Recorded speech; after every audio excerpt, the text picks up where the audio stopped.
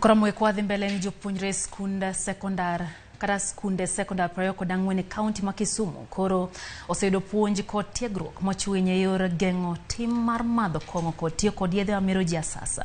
Riwruok ma ok mar piny owacho miluongo ni Blue Cross timo chenro no e kar od bura ma Kisumu Central, Muhoroni kod Kisumu East, kama jopuonjre bura osekete tiegruok ma loko paro kod tim kendo nyaka sani lokruok osebetie.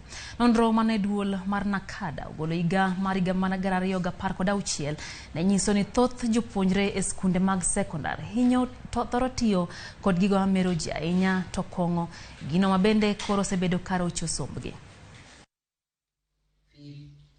The local supermarkets, people demanding for Chaska. Research that we did in the secondary and primary school level indicated that the prevalence usage of alcohol at secondary is about 22.3%, and at primary school is about 7.2%.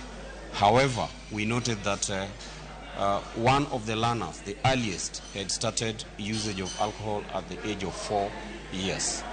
So, based on the results that have been issued by Blue Cross, we see that Blue Cross is providing a safe place within what we are calling the informal settlements. Gimaduong' ma program marwani osetimo en miyo rowere kata mana vijende teko mar chung kendo wuoyo kendo mar lero wechegi.